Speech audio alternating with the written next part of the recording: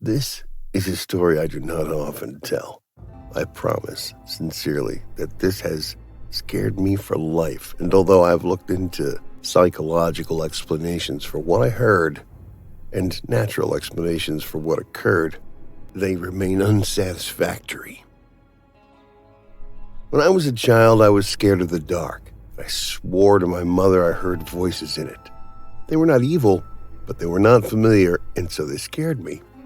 It was not uncommon in the middle of the night for me to wake up and hear whispers, as I would call them, when she figured they were just bumps in the night and typical kids' nightmare material. I tried often to explain to her that it was more than that they sounded different from one another the way people's voices do. On some nights I would get so scared of these whispers that I would sleep in my mom's bed with her.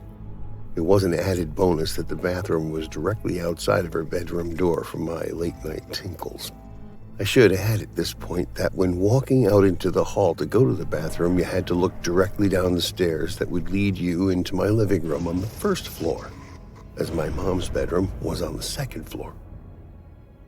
On one such night around Christmas, I awoke and felt the need to relieve myself.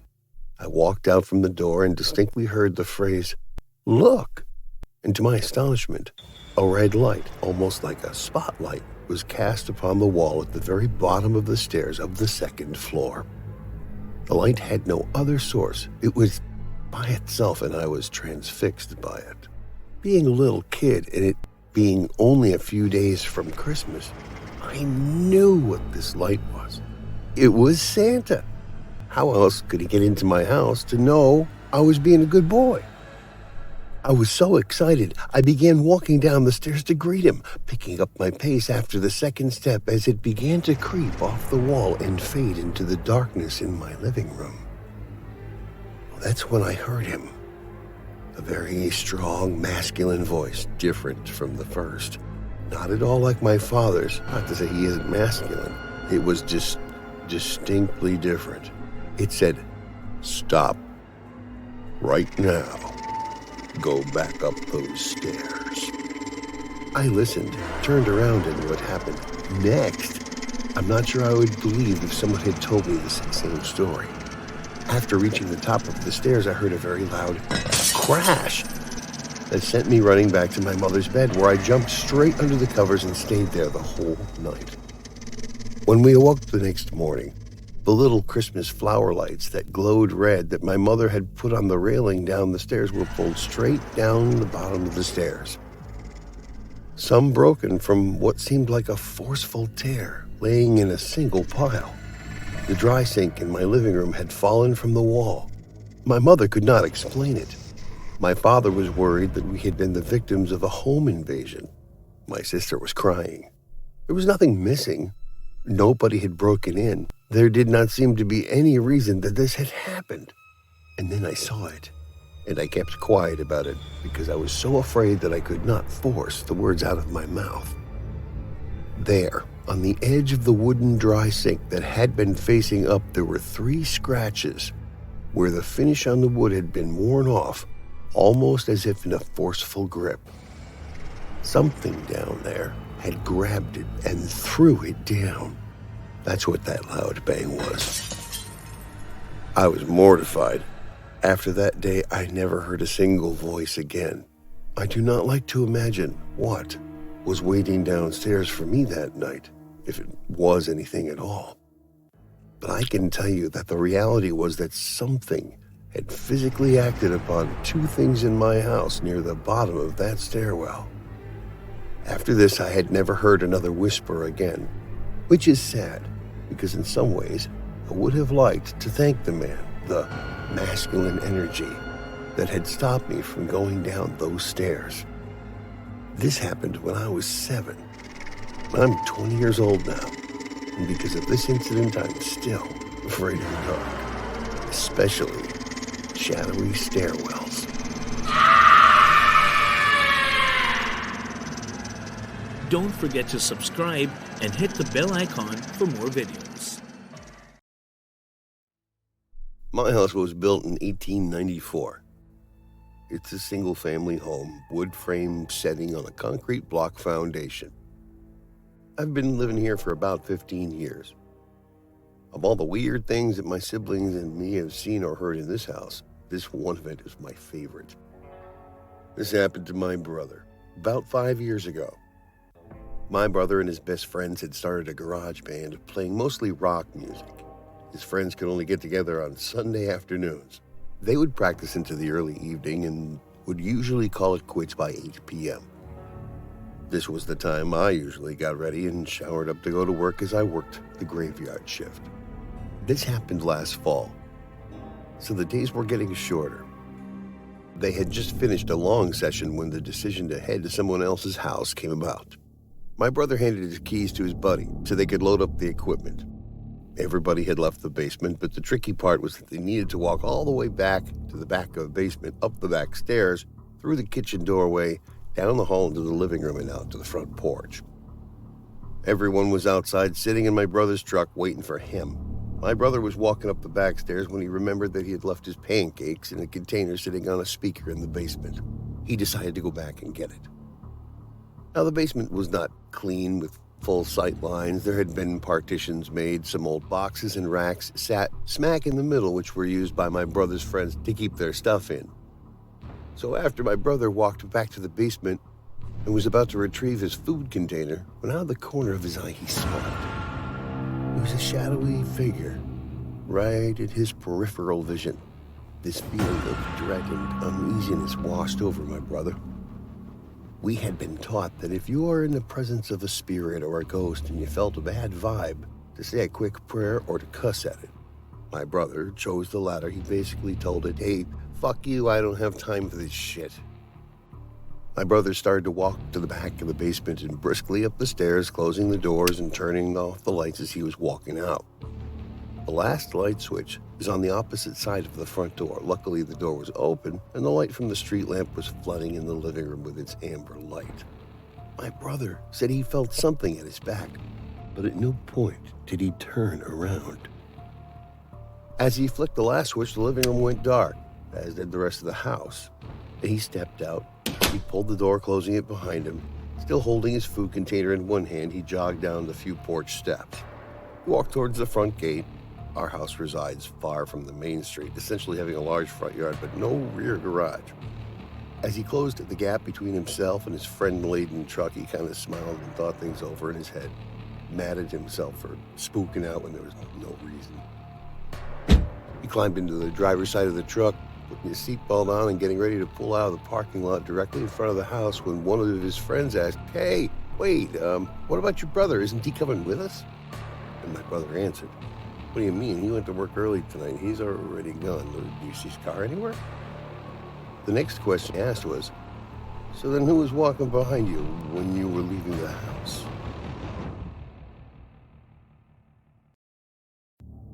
I was babysitting my friend's baby once while I was staying at his place. He and his wife were out visiting a sick family member. He was more than an elder brother to me, and I was there for him whenever he needed me. They had the baby camera set up so I could see her on the little monitor that it came with. I was reading a book and starting to doze off when I heard some whispering, and I realized it was coming from the monitor. Initially, I thought it was some message or something, but when I looked at the TV, there was a dark shadow near the baby's cradle. I've never been more terrified in my life, but the shadow was clearly there where it had not been before.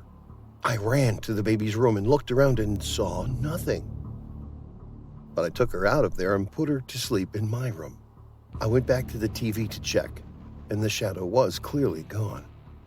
I told my friend what happened and that they shouldn't stay there any longer.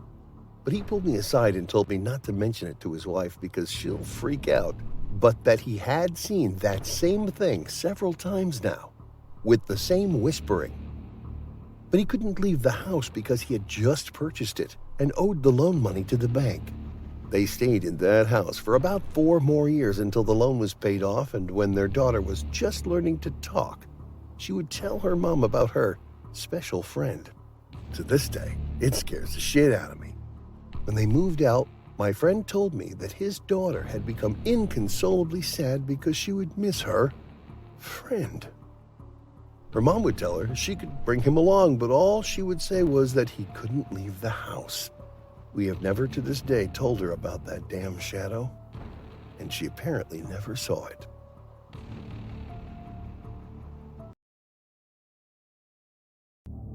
I was living in a house in Sunbeam Beach that had been there since the 1920s. In its history, it had been a speakeasy, a brothel, and a house for smuggling illegal immigrants. One day, my wife and I were having an argument. I can't even recall what it was about. She walked down the block to get a cup of coffee and cool off, and I was alone in the house. The way the place was built was incredibly haphazard. There was a bedroom and a living room on one side, then a bathroom with two entrances. On the other side of the bathroom was a hallway that had windows on one side and two bedrooms on the other. From my bedroom, I could look across the hall into the bathroom, then through the bathroom and down the other hall. I was standing at my dresser and I had just noticed movement out of the corner of my eye and looked down there. There was, and honest to God, this gives me goosebumps just speaking about it, even 17 years later, a black figure. It was maybe 3 feet tall, and it was only vaguely humanoid.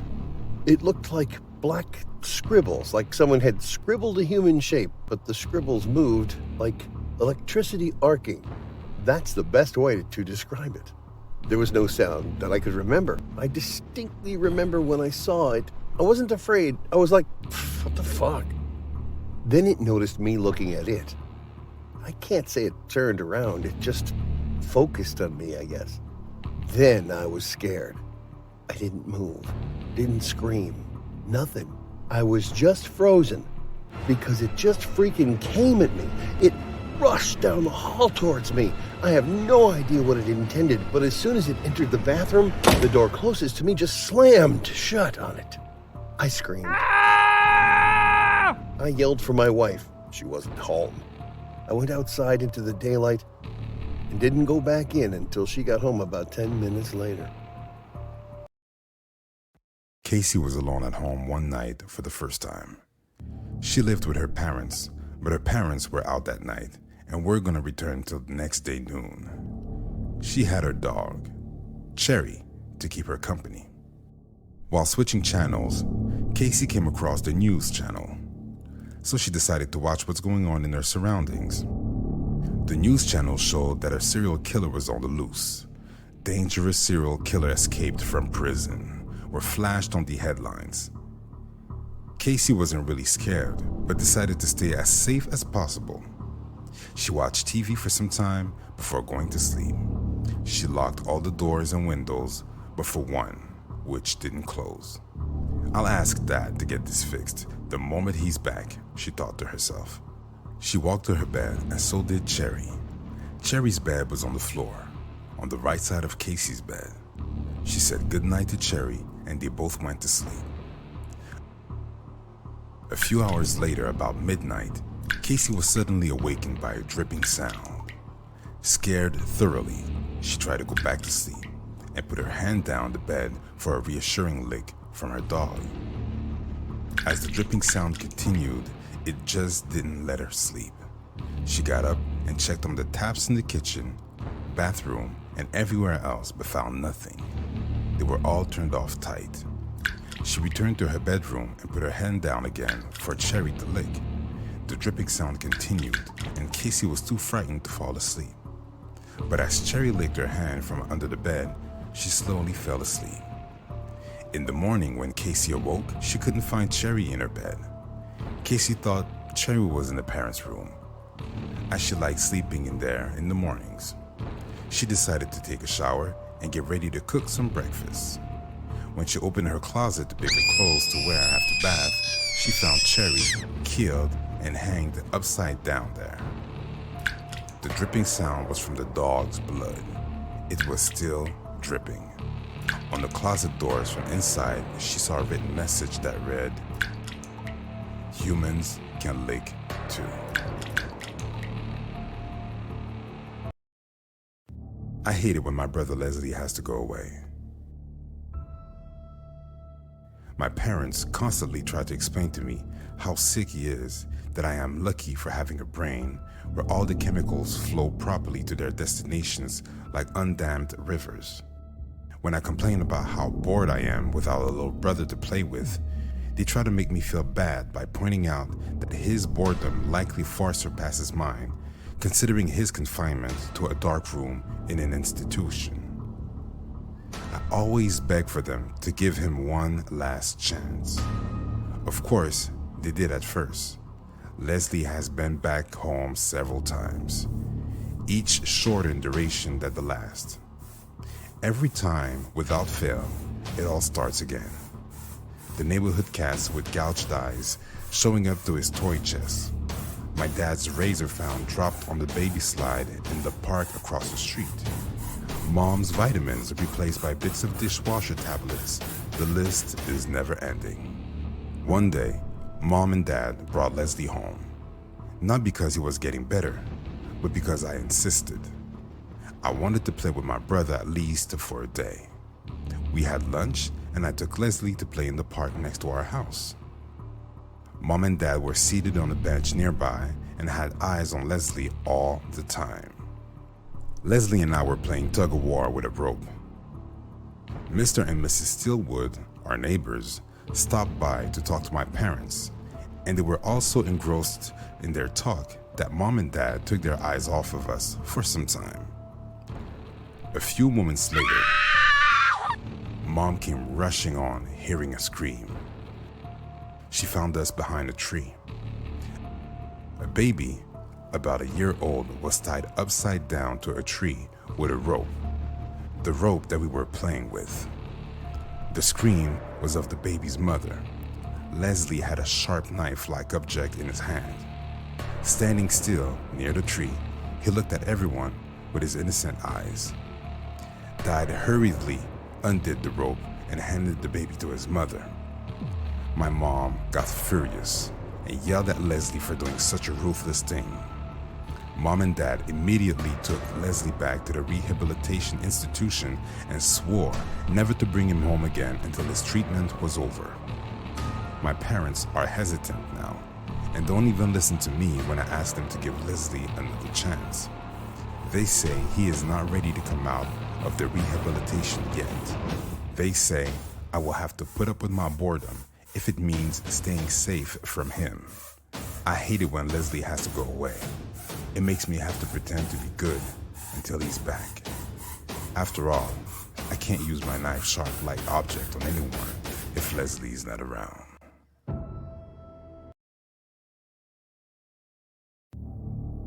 My older brother has had a ghost that's followed him around for years. However, it never caused any harm to my brother. I've lived with him once for about 2 months, and so much weird stuff happened in that time. All my brother would say to me when I mentioned it was that the ghosts didn't like me being there. Things like going to bed with everything locked up and switched off and waking up in the morning with the back door open, lights on, and the kettle switched on.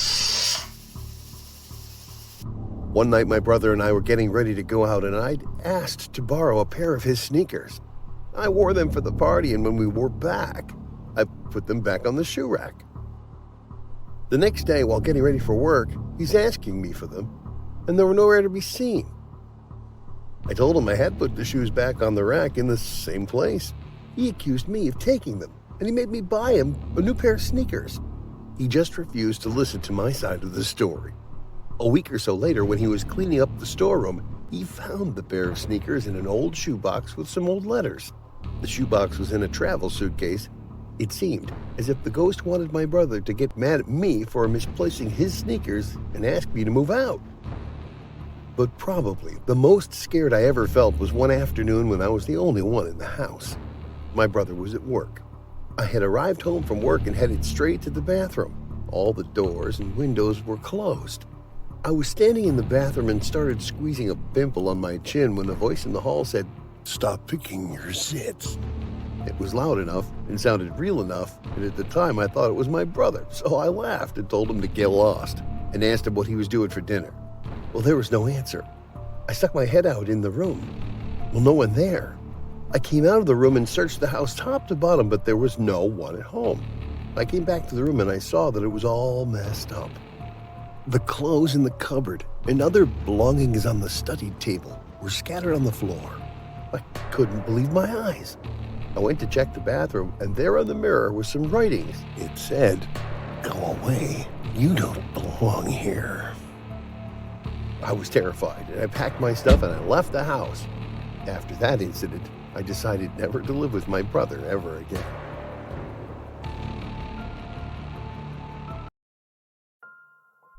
When my sister Betsy and I were kids, our family lived for a while in a charming old farmhouse. We loved exploring its dusty corners and climbing the apple tree in the backyard. But our favorite thing was the ghost. We called her Mother because she seemed so kind and nurturing.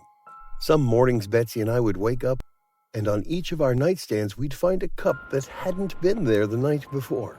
Mother had left them there, worried that we would get thirsty during the night. She just wanted to take care of us. Among the home's original furnishings was an antique chair, which we kept against the back wall of the living room.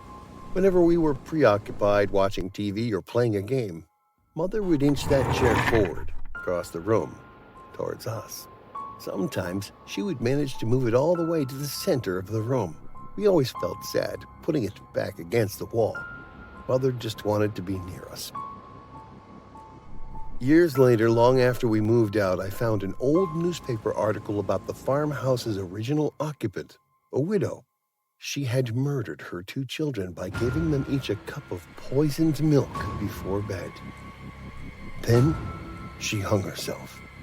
The article included a photo of the farmhouse's living room, with the woman's body hanging from a beam. Beneath her, knocked over, was that old wooden chair, placed exactly in the center of the room.